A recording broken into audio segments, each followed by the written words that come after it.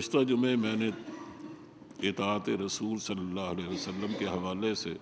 کچھ باتیں کہنے کا ارادہ کیا تھا، لیکن درمیان ہی میں رہ گئی، میں اسے مکمل نہ کر سکا۔ آج انہی باتوں کو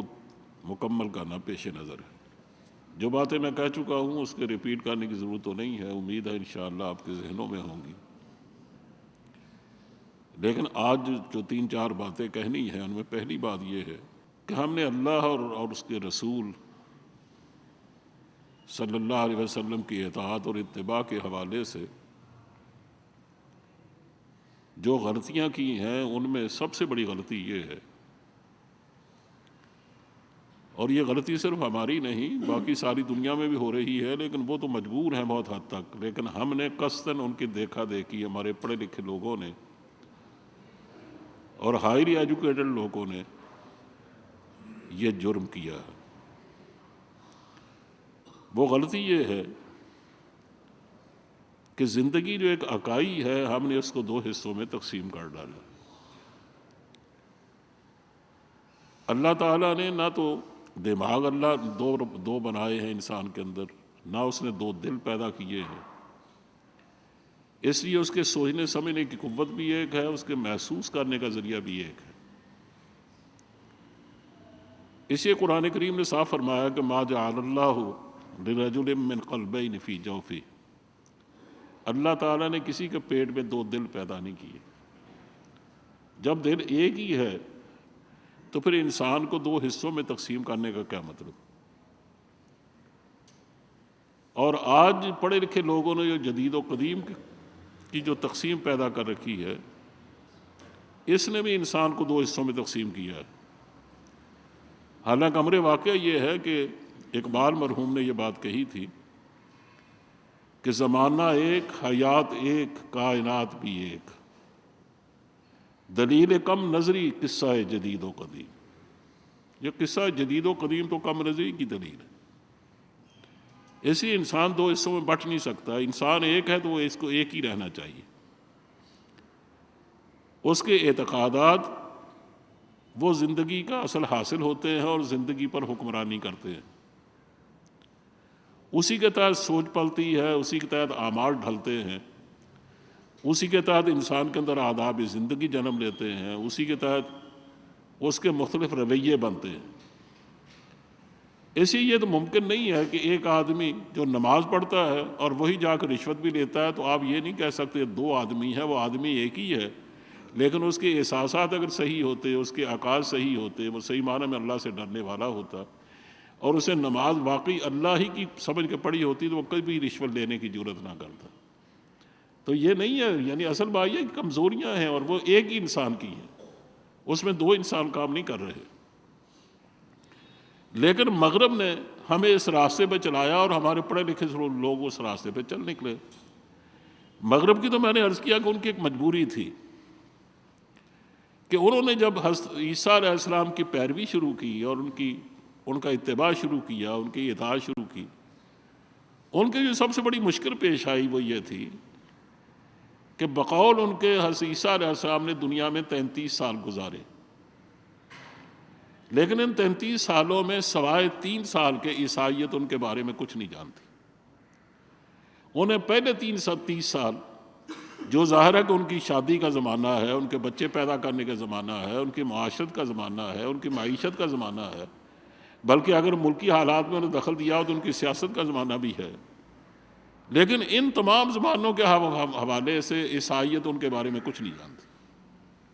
وہ کہاں رہے، کس کے پڑوس میں رہے، معاشرت میں کوئی حصہ لیا کہ نہیں لیا، شادی کی یا نہیں کی، ان کے بچے ہوئے کہ نہیں ہوئے، اور انہوں نے کوئی تربیت ان کی تو کن بنیادوں پر کی، بالکل ہر لحاظ سے خاموشی۔ اسی طرح انہوں نے سیاست میں دخل دیا جو کہ حکومت بنانے کی کوشش کی یا نہیں کی، اگر حکومت بنانے میں کامیاب ہوئے تو اس کا آئین کیا بنایا، کچھ بھی نہیں،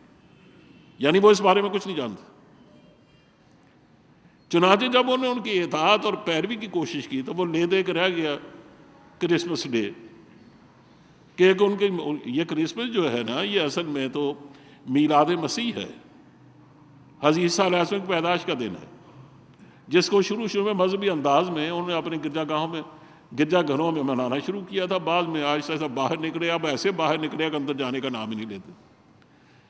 تو اس سے آپ اندازہ کریں کہ وہ بیچارے اس لحاظ سے مجبور ہیں کہ ان کو جب عیسیٰ علیہ السلام کی پیروی کرنا چاہتے ہیں تو ان کو ملتا ہی کچھ نہیں سوائے ایک درویشی کے، اور سوائے اس پھانسی کے جس کے بارے میں اسلام نے قطعی طور پر کہا کہ ان کو اللہ نے ان کو پھانسی نہیں دی گئی، کہ وما قتلوہ وما صلبوہ، کہ نہ ان کو قتل کر سکے وہ لوگ، نہ ان کو سولی دے سکے، لیکن ان کا عقیدہ یہ ہے کہ وہ سولی پر چڑھے اور اسی سولی کی تصویریں اٹھائے پھرتے ہیں وہ،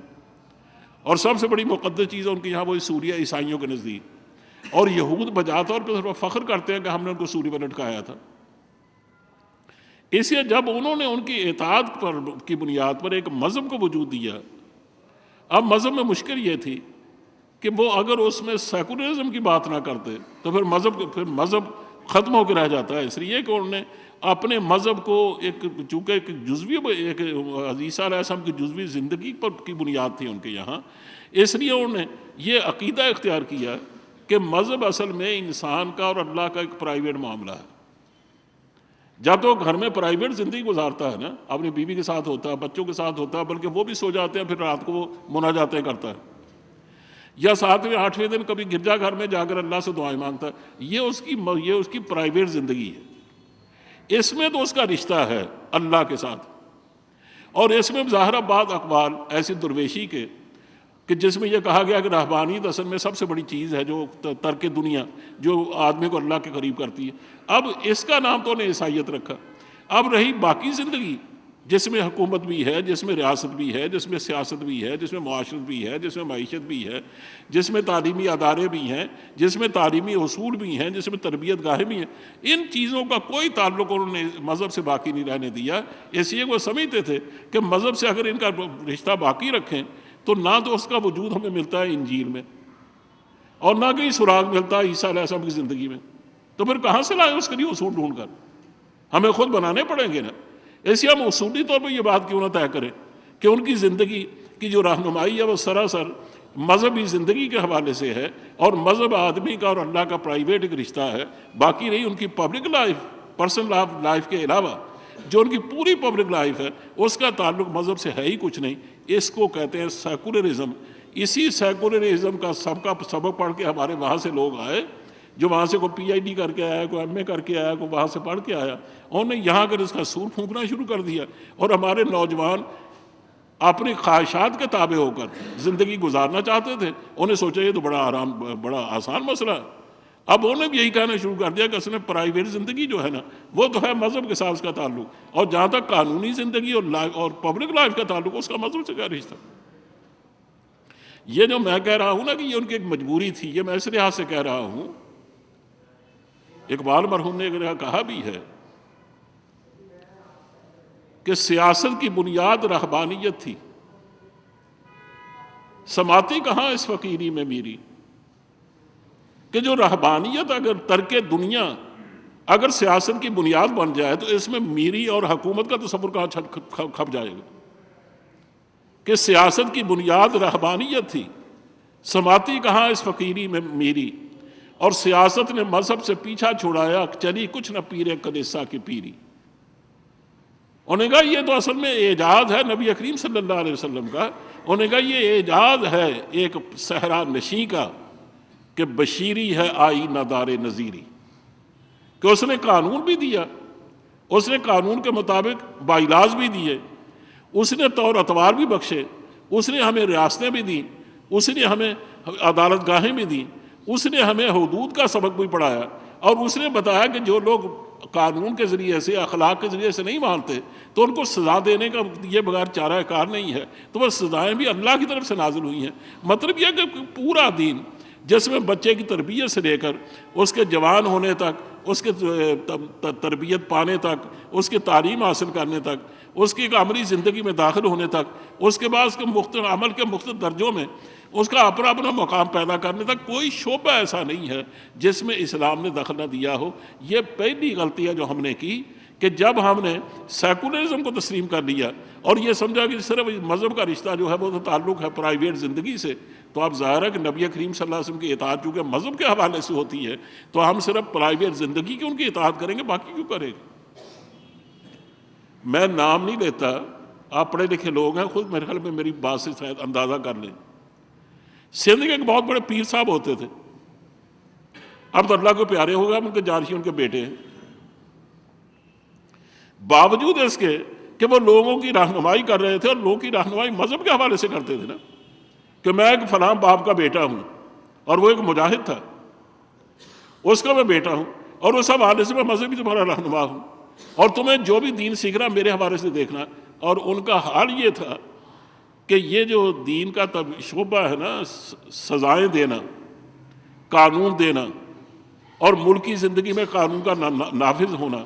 اور انسان کو زندگی گزارنے کے طور اتوار سکھانا، اور مثلا آدمی نے زندگی گزارنی ہے تو اس کی انفرادی زندگی کیسی ہونی چاہیے، اس کی اجتماعی زندگی کیسی ہونی چاہیے، اس کے تعلیمی ادارے کیسے ہونے چاہیے، اس کو سیاست کا کوئی سوچ بوجھ اگر ہے تو واقعی اس کو سیاست کیسے کرنی چاہیے، اور حکومت کے طریقے کیا ہیں، آئین کیسا ہونا چاہیے، ان چیزوں کا کوئی تعلق اسلام سے نہیں ہے۔ اسلام سے تعلق تو بس ان چیزوں کا جن کو ہم رسم و رواج کہتے ہیں، ان چیزوں کا وہ اصل میں اسلام تھا۔ یہ باقی تو منصورے والوں نے کھائیں تان کر اسلام کا نام دے دیا، اور یہ منصورے کا اسلام ہے، یہ ہمارا اسلام نہیں ہے۔ میں پوچھتا ہوں کہ مولانا حفظ الرحمن سیاروی نے اسلام کے اقتصادی نام سے، اسلام کا اقتصادی نظام، یہ کتاب لکھی کہ اسلام کی معیشت کیسے ہونی چاہیے۔ اس وقت مولانا مودودی کا تو نام بھی کوئی نہیں جانتا تھا، تو کیا وہ جماعت اسلامی کا تھا؟ اس سے پہلے شاہ ولی اللہ رحمۃ اللہ علیہ نے جتنا کام کیا ہے اسلام کے پبلک لائف کے حوالے سے اور اسلام کی قانونی حیثیت کے حوالے سے، شاہ عبد العزیز نے اپنے ترجمہ قرآن کریم میں جہاں جہاں بھی ان چیزوں نے آیات کی تشریح کی ہے، کیا وہ جماعت اسلامی کے لوگ تھے؟ اس سے مولانا امین ناصر اصلاحی نے جو اتنا کام کیا، کیا ان کا تعلق مدرسہ اصلاح سے تھا؟ ان کا کیا تعلق جماعت اسلامی سے؟ اس سے مولانا داؤد غزنوی اور ان کے خاندان کے لوگ، مولانا عبدالجبار غزنوی وغیرہ، یہ لوگ جنہوں نے حدیث کی بڑی خدمت کی، اور انہوں نے واقعتاً اپنے پیچھے بہت بڑا ذخیرہ چھوڑا، اور قانون کا ذخیرہ بھی چھوڑا، اور انہوں نے ہر حوالے سے اسلام کی رہنمائی اور مکمل دین کے طور پر اس کو پیش کیا۔ کیا یہ لوگ جماعت اسلامی کے تھے؟ ان میں سے کوئی آدمی جماعت اسلامی کا نہیں تھا۔ مرثیہ احرار نے حکومت الہیہ کے نام سے جو ایک تحریک شروع کی، اور سید عطا اللہ شاہ بخاری ظاہر ہے اس میں پیش تھے، تو کیا یہ لوگ سارے جماعت اسلامی کے تھے؟ یہ بدترین، یہ تو مخالف تھے جماعت اسلامی کے۔ اس سے آپ اندازہ کریں کہ جن لوگوں نے اصل میں سیکولرزم کو قبول کر لیا ہے نا، ان کا سب سے بڑا ہتھیار یہ ہے کہ وہ آرام سے منصورے کا نام لے دیتے ہیں، حالانکہ منصورے کا کیا تعلق ہے اس سے؟ میں جن لوگوں کا نام لے رہا ہوں یہ سارے منصورے سے پہلے گزرے ہیں۔ امام بخاری نے اپنے تراجم میں جگہ جگہ آئین اور قانون کی باتیں کی ہیں، امام مسلم نے بھی ایسی باتیں کی ہیں۔ اس سے پہلے حضرت ماوردی وغیرہ، انہوں نے باقاعدہ قانون کے حوالے سے کتابیں مرتب کی ہیں، اور وہ سارے کئی سو سال ہمارے پہلے کے اسلاف ہیں، اور انہوں نے ہمیں بتایا کہ اسلام جب بھی نافذ ہوگا، اور نبی کریم صلی اللہ علیہ وسلم نے جو اسلام نافذ کیا، میں صرف آپ سے پوچھتا ہوں کہ حضور نے عدالتیں بنائی تھی کہ نہیں؟ حضور نے حکومت بنائی تھی کہ نہیں؟ حضور نے لوگوں کو صرف لڑایا ہی نہیں بلکہ باقاعدہ ملٹری سپریٹ پیدا کی تھی یا نہیں؟ اس کے کچھ ادب آداب بھی سکھائے تھے یا نہیں؟ اس کے قوانین مقرر کیے تھے یا نہیں؟ یہ پوری ایک زندگی جو حضور نے دی تھی، یہ سارا منصورے کا اسلام تھا۔ ہے غضب خدا کا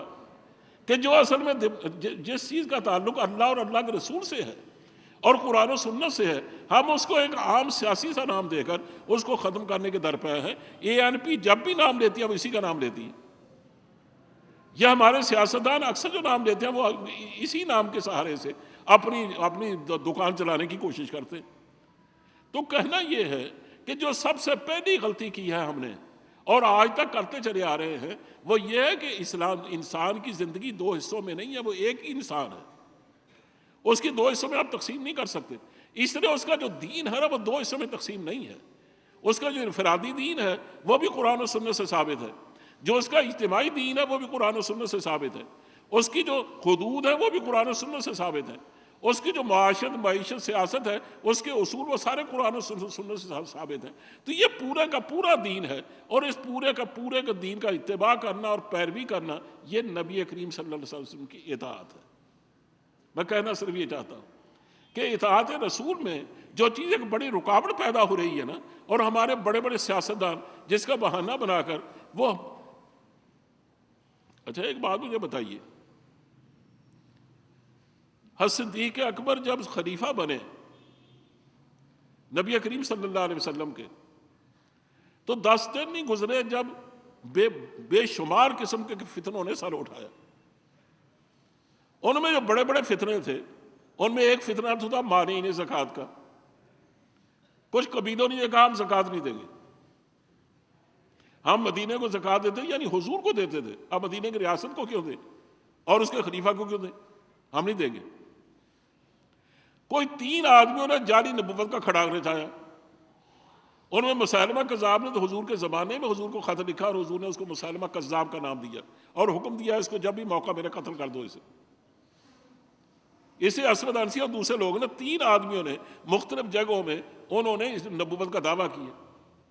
اس سے ایک بہت بڑا فتنہ اٹھا جس کو فتنہ ارتداد کہتے ہیں کہ کچھ لوگ مرتد ہو گئے اور دین سے نکل گئے، جن میں بنو ثقیف اور حجاز کے علاوہ باقی ہر قبیلے کا کوئی نہ کوئی آدمی شامل تھا، اور بالخصوص بنو تمیم کا تو بیشتر حصہ اس میں شامل تھا۔ اتنے بڑے بڑے فتنے پیدا ہوئے، اور صدیق اکبر نے جب بیک وقت ان کے خلاف کارروائی کرنا شروع کی تو اختلاف اس بات پہ نہیں ہوا کہ ان کے خلاف کارروائی ہونی چاہیے کہ نہیں، اختلاف اس بات پر تھا صحابہ میں کہ دیکھیے ہمارے حالات ابھی اس قابل نہیں ہیں۔ حضور جاتے ہوئے جنگ موتا کے شہداء کا انتقام لینے کے لیے جو اسٹینڈنگ آرمی تھی اس کو نکلنے کا حکم دے گئے ہیں، اور وہ 3 میل باہر اس انتظار میں ہے کہ حضور کی حالت کو سنبھلے تو وہ وہاں سے آگے جائیں۔ اس سے معنی زکوٰۃ کا فتنہ، اس انتظار صرف یہ اختلاف تھا کہ کیا ان کو آگے جانے دیا جائے یا نہ جانے دیا جائے، اور یا اس کا جرنیل بدل دیا جائے کہ وہی جرنیل باقی رکھا جائے، یا معنی زکوٰۃ کے خلاف بھی اقدام کیا جائے یا نہ کیا جائے۔ اس طرح جن لوگوں نے جعلی نبوتوں دعویٰ کیے ہیں، کیا ان کو اس کام پہ لگا کر تو والنٹیئرز کی ایک فوج تیار کر کے ان کا مقابلہ کیا جائے یا نہ کیا جائے؟ اکثریت صحابہ کی یہ کہتی تھی کہ ہم ایک ایک فتنے کو فروغ کریں، جب اللہ اس میں کامیابی دے پھر آگے بڑھیں، پھر دوسرا فتنہ، پھر تیسرا فتنہ، پھر چوتھا فتنہ، اس طرح ایک تدریج قائم کریں۔ ظاہرہ عقل کی تو یہی بات ہے، لیکن ان کے مقابلے میں حضرت صدیق اکبر نے جو بات فرمائی، اور بالآخر حضرت صدیق اکبر کی بات کو منوا لیا گیا، اور پورے صحابہ کے اس پر اجماع ہو گیا، کسی ایک صحابی نے اس میں اختلاف نہیں کیا۔ جب عمر فاروق ان کے پاس یہ ارادہ لے کے گئے نا کہ آپ اسامہ کو بدل دیجئے، وہ تو نوعمر نوجوان ہیں، کوئی بڑی عمر کا جنرل چاہیے،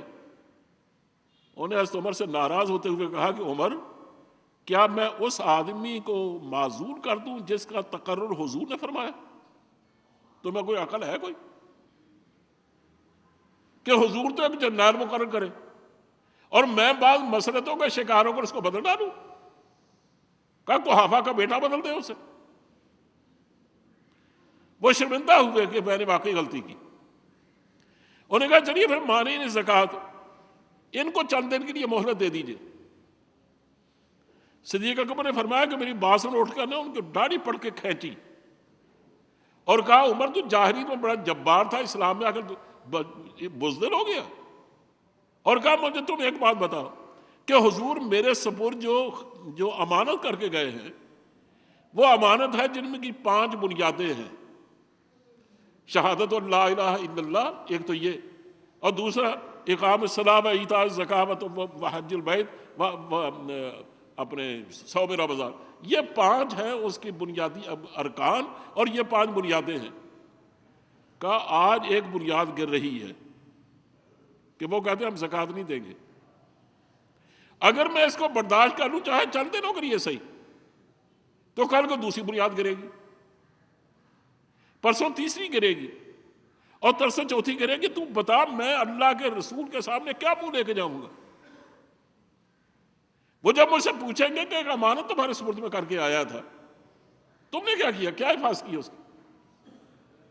انہوں نے کہا عمر یہ تو ہو سکتا ہے کہ میری بیٹیوں کو بھیڑیے اٹھا کے لے جائیں، لیکن یہ نہیں ہو سکتا کہ کوئی آدمی اگر اپنے زکوٰۃ کے طور پر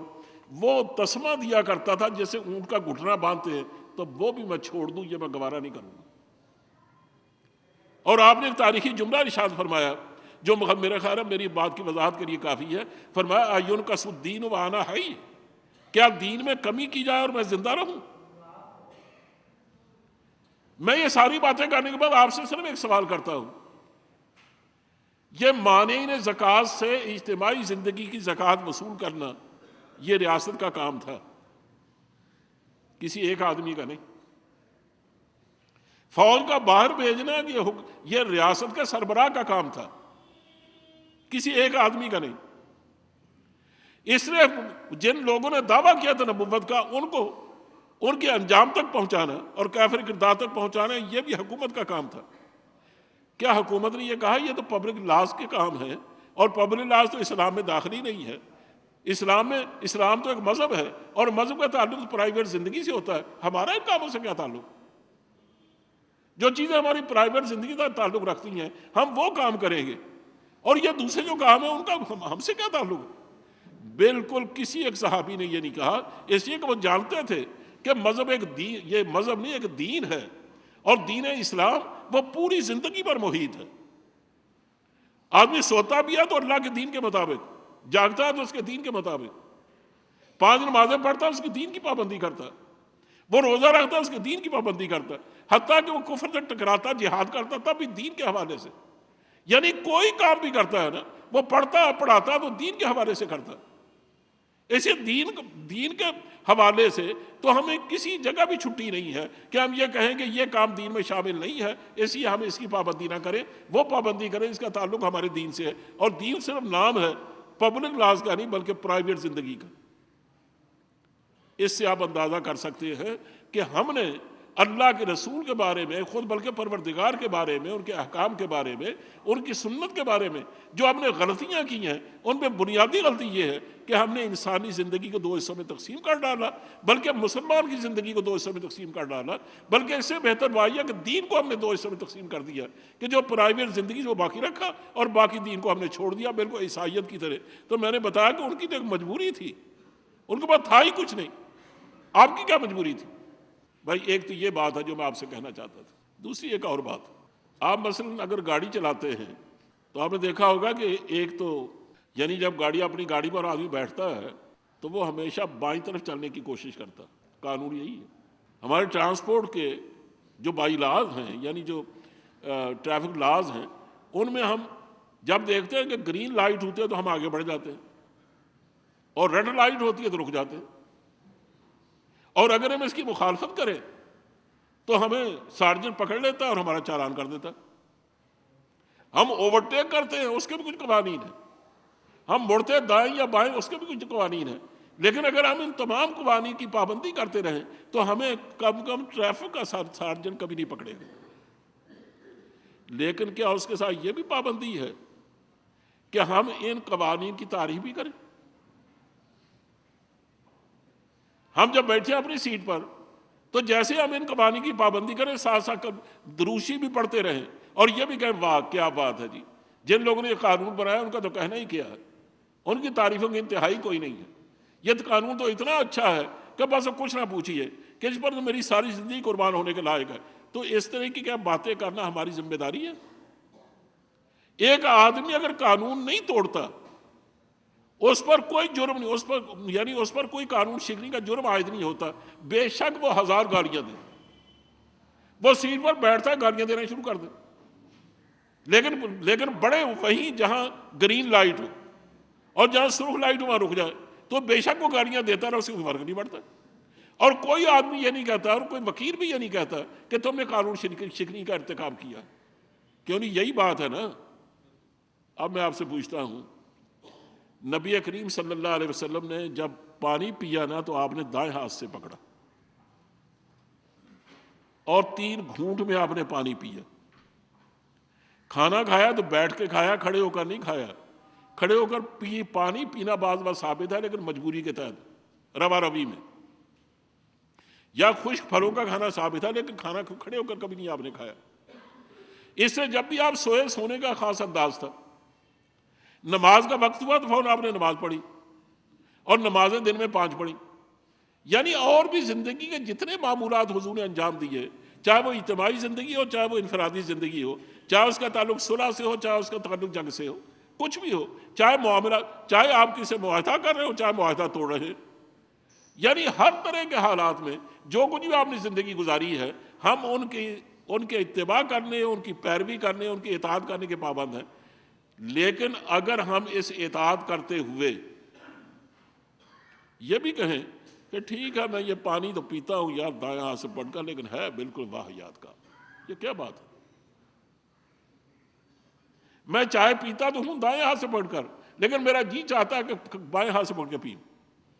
مجھے یہی بات پسند ہے، تو کیا اس کا ایمان سلامت رہے گا؟ یعنی اللہ کے رسول کی آدمی اطاعت کرے، لیکن اپنی زبان سے یا در پردہ یا اپنے گھر میں بیٹھ کر یا اپنی دل میں وہ اس کے خلاف بکواس کرتا رہے اور اس کے خلاف سوچتا رہے، تو کیا اس کا ایمان باقی رہتا؟ اس کا مطلب یہ ہے کہ نبی کریم صلی اللہ علیہ وسلم کی اطاعت میں اور باقی لوگوں کی اطاعت میں زمین و آسمان کا فرق ہے۔ آپ کسی کے سامنے ہاتھ باندھ کے کھڑے ہیں نا، تو اس کا مطلب یہ آپ اس کی غلامی کا حق ادا کر رہے ہیں، چاہے اپنے دل میں آپ اس کے خلاف کچھ بھی سوچیں اور نفرت بھیجتے رہے کہ یہ اس بدبخت نے یہ مجھے کس کام پہ لگا رکھا، اور اگر وہ کہے کہ اٹھاؤ یہ فلاں کام کر کے آؤ، تو آپ کام اگر کرنے میں چستی دکھاتے ہیں تو وہ یہی سمجھے گا یہ میرا بڑا اچھا خدمت گزار ہے، چاہے آپ دل میں اس کے خلاف کچھ بھی بکتے رہیں، کچھ بھی کہتے رہیں۔ لیکن نبی کریم صلی اللہ علیہ وسلم کی اطاعت کا اور باقی اطاعت میں فرق یہ ہے کہ ہم حضور کی اطاعت صرف زبان سے نہیں کرتے، اعضاء و جوارح سے نہیں کرتے، بلکہ دل سے بھی کرتے۔ اور اس کی دلیل کیا ہے؟ حضور کا ایک ارشاد ہے، قرآن حکیم کی آیت، فرمایا لا یؤمن احدکم حتی یکون ہواہ تبعا لما جئت بہ، لوگوں تم کبھی مومن نہیں ہو سکتے تا وقت کہ جو کچھ میں لے کے آیا ہوں تمہارے دل کی خواہشات اس کے تابع نہ ہو جائیں۔ یہ نہیں کہ تم صرف اپنے آپ جھکاؤ میرے سامنے، یا اللہ کے سامنے جھکاؤ،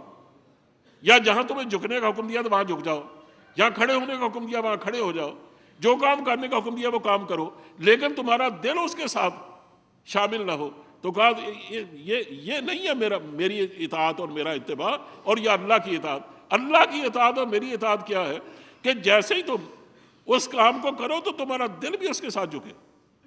کہ جب تک تمہاری ہوائے نفس، دل کی خواہشات اور دل کی آرزویں، دل کی امیدیں، دل کے سارے فلسفے، وہ جب تک اس کی تصدیق میں اس کے پیچھے نہ کھڑے ہونا، اس وقت تک آپ کے عمل کا کوئی اعتبار نہیں ہے۔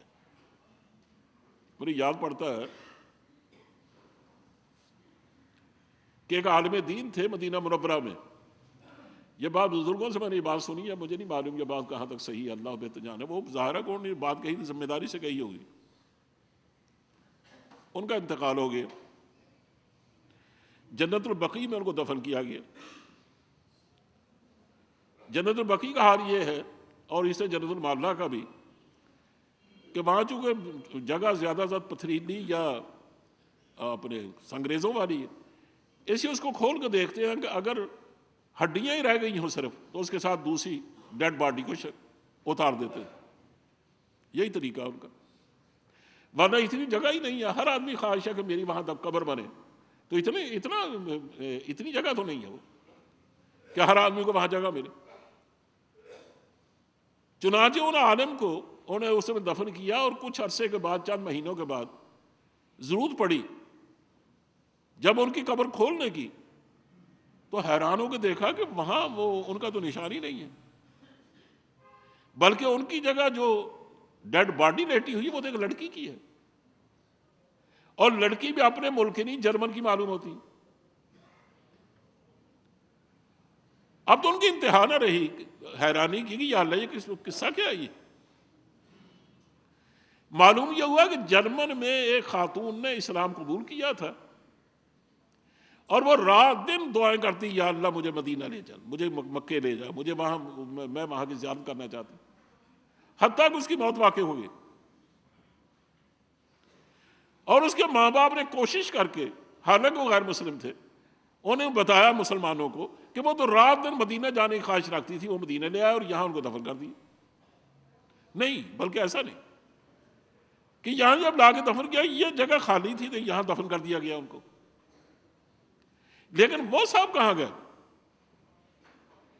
جا کے پتا کیا کہ جرمن میں پہلے سے جو قبریں تیار کر لی جاتی ہیں، جو قبریں ان کے لیے تیار کی گئی تھی، وہاں یہ صاحب پڑے ہوئے تھے۔ اب ان کی بیوی سے جا کر پوچھا کہ معاملہ کیا ہے؟ انہوں نے کہا اور تو ایسی بات نہیں، ماشاءاللہ ٹھیک ٹھاک آدمی تھے، لیکن یہ ضرور تھے کہ جب کبھی ان پر غسل واجب ہوتا نا، اور آپ جانتے ہیں غسل کیوں واجب ہوتا ہے، کہ جب کبھی ان پر غسل واجب ہوتا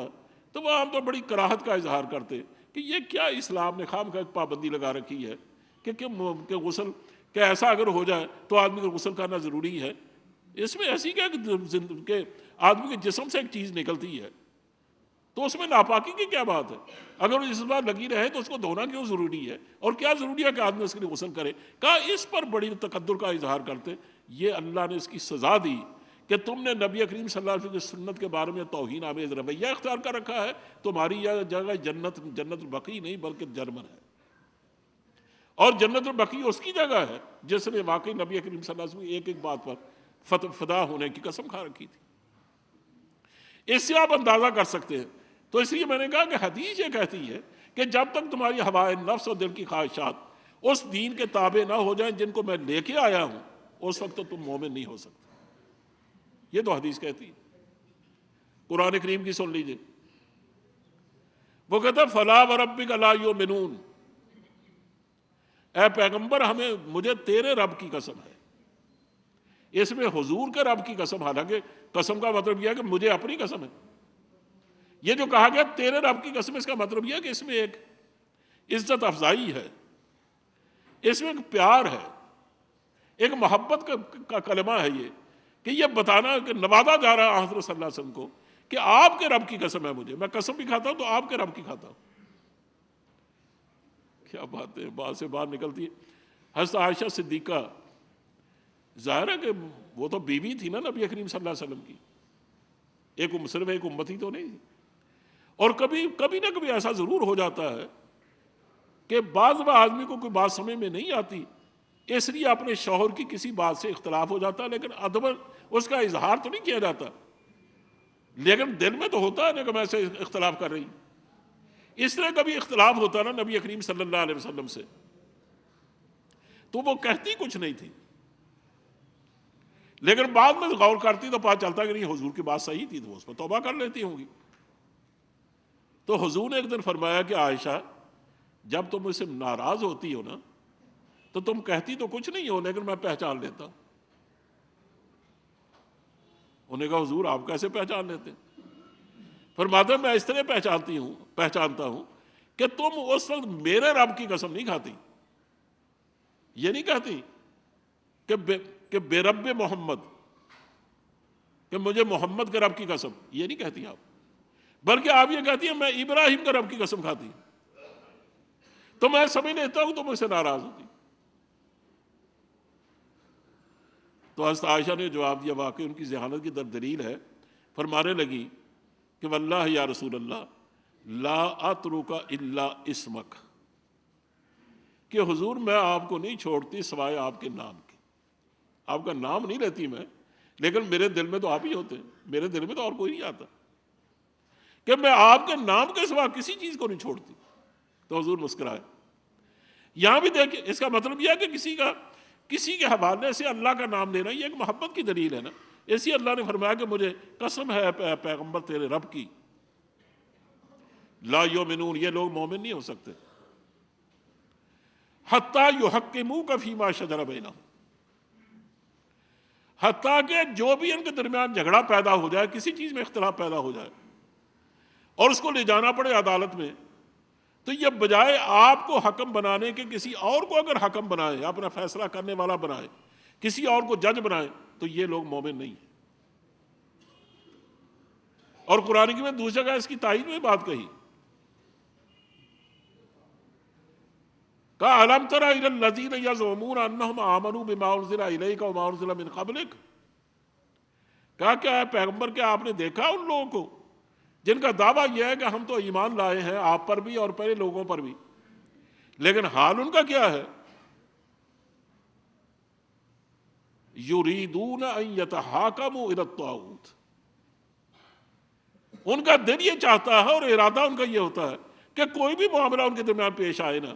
تو وہ اس کو آپ کے پاس فیصلہ کرانے کے لیے نہ لے کے آئے، بلکہ وہ لے کے جائیں دوسری عدالتوں میں جس میں آپ کے برابر کے لوگ بیٹھے ہیں۔ ان کا دعویٰ یہ ہے کہ ہم جو آپ کو فیصلہ دے رہے ہیں تو آپ ہمارے پاس آئیں، یعنی ملک کا قانون دوسرا بھی ہے۔ یہ اس زمانے کی بات ہے جب ابھی مدینہ پوری طرح اسلام کی تحویل میں نہیں آیا تھا، اس میں ظاہر ہے کہ یہود کی عدالتیں بھی تھیں۔ کہا یہ لوگ جب طاغوت کے پاس جاتے ہیں نا، کسی اور کافر قوت کے پاس، تو یہ ان کے پاس جا کر اپنا فیصلہ لے کے جاتے ہیں، آپ کو فیصلہ کن حکم ماننے کو تیار نہیں ہے، لیکن کہتے یہ ہے کہ ہم آپ پر ایمان لائے۔ یریدون یتحاکموا الی الطاغوت وقد امروا بہ، حالانکہ ان کو اس سے روکا گیا تھا، ان کو حکم دیا گیا تھا کہ وہ ایسا نہ کریں، جب بھی کبھی ان کا کوئی معاملہ آئے تو وہ آپ کے پاس جائیں۔ یرید الشیطان ان یضلهم ضلالا بعیدا، کہ شیطان اصل میں چاہتا ہے کہ ان کو بہت دور گمراہ کر کے لے جائے۔ اور ایک جگہ فرمایا کہ رأیت المنافقین یصدون عنک صدودا، آپ ان منافق لوگوں کو دیکھیں، یہ منافق لوگ ہیں کہ وہ کنی کترا کے نکل جاتے ہیں، لیکن آپ کو اپنا فیصلہ کن حکم اور جج ماننے کو تیار نہیں ہے۔ مسلمانوں میں آپ سے صرف یہ پوچھتا ہوں، آپ جب فیصلہ کوئی بھی کرانے کے لیے جاتے ہیں تو آپ یہ کبھی دیکھا کرتے ہیں کہ جو جج آپ کے بارے میں فیصلہ دے گا وہ اسلامی شریعت کے مطابق دے گا کہ اپنی شریعت کے مطابق دے گا؟ آپ کدھر جاتے ہیں؟ میں نے اپنی آنکھوں سے دیکھا، میں نے ایک دن پہلے بھی ذکر کیا، تبلیغی جماعت کے ساتھ میں ایک دفعہ گیا تھا ریاض خار میں، وہاں میں یہ حیران رہ گیا دیکھ کر کہ وہاں انہوں نے علماء مقرر کیے ہوئے تھے اسلامی عدالتوں کے لیے کہ وہ اسلام کے مطابق فیصلے کریں، لیکن ساتھ انہوں نے ایک تحصیلدار صاحب کو بٹھا رکھا تھا کہ اگر وہ اسلام کے مطابق فیصلہ کسی کو منظور نہ ہونا تو وہ تحصیلدار صاحب کے پاس چلے جائیں۔ چنانچہ میں دیکھتا تھا کہ وہ آتے اپنا فیصلے کے لیے اور عالم سے رجوع کرتے، اور جب دیکھتے ہیں اسلامی شریعت کچھ اور کہتی ہے، وہ ان کے ہوائے نفس کے مطابق نہیں ہے، تو وہ تحصیلدار کے پاس چلے جاتے تھے، لیکن رہتے وہ ہر صورت میں مسلمان تھے۔ وہ سمجھتے ہمارے اسلام کو کوئی نقصان نہیں پہنچتا، چاہے ہم اس سے فیصلہ کروائیں چاہے اس سے فیصلہ کروائیں۔ میرے بھائیوں، اگر ہم نے اسلام کو تقسیم نہیں کر رکھا تو پھر یہ دو طرح کے حاکم اور دو طرح کے جج کیوں ہیں؟ ہماری زندگی میں دونوں طرح داخل ہیں۔ اسے کہا گیا کہ تم جب تک اس بات کی پابندی نہ کرو، قرآن کریم یہ کہتا ہے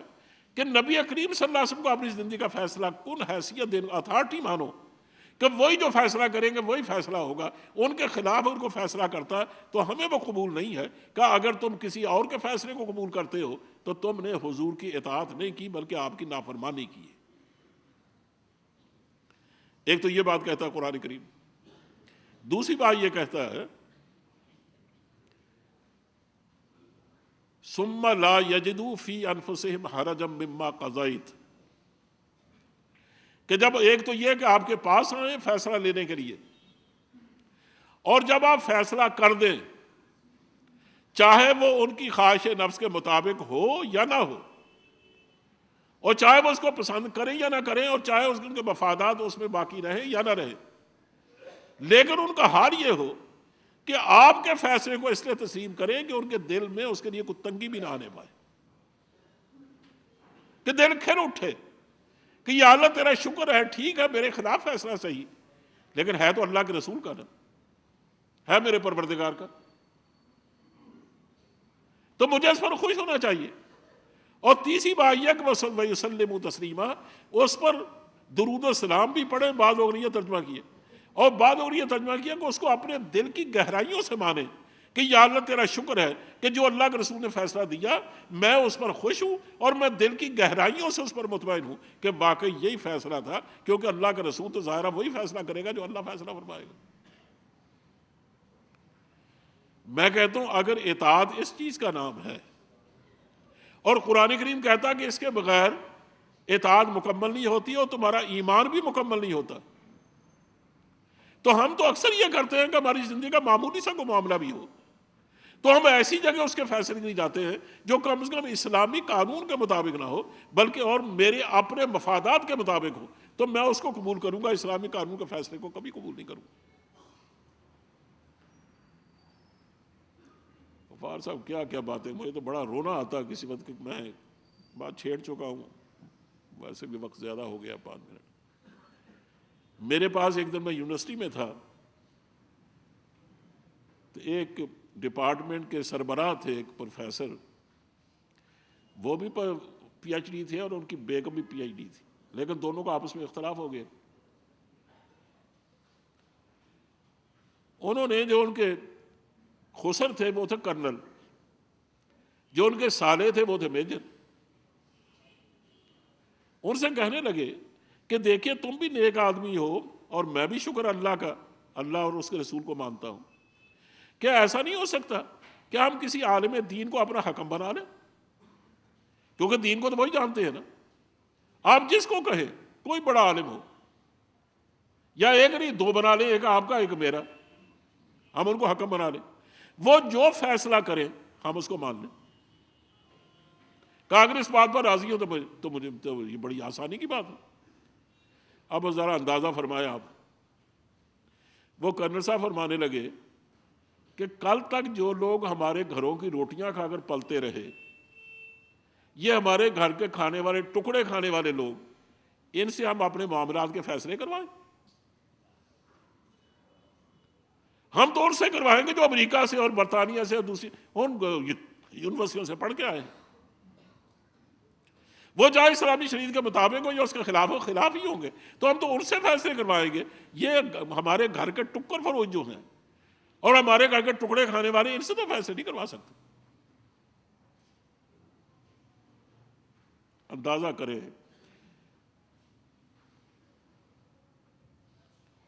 بس کچھ نہ پوچھیے۔ اب میری بات پھر ادھوری رہ گئی، وقت ختم ہو گیا۔ اب میں اس کو مکمل ضرور کرنا چاہتا ہوں، اور یہ اس میں جو باتیں رہ گئی ہیں باقی وہ انشاءاللہ اگلی دفعہ کہوں گا، لیکن اس وقت صرف اقبال کے 3 شعروں پر ختم کرتا ہوں اس کو۔ پتہ نہیں پہلا شعر بھول گیا، دوسرا کہ مصلحت وقت کی ہے کس کے عمل کا معیار۔ اگر آپ میں سے کسی کو یاد ہے تو یاد کرا دیجئے۔ مصلحت وقت کی ہے کس کے عمل کا معیار، اور کس کی آنکھوں میں سمایا ہے شعار اغیار۔ ہو گئی کس کی نگاہ طرز سلف سے بیزار، قلب میں سوز نہیں روح میں احساس نہیں، قلب میں سوز نہیں روح میں احساس نہیں، کچھ بھی پیغام محمد کا تمہیں پاس نہیں۔ بس یہ ہے اصل بیماری ہماری، اللہ کرے ہم اس سے نکل سکیں۔ وآخر دعوانا ان الحمدللہ۔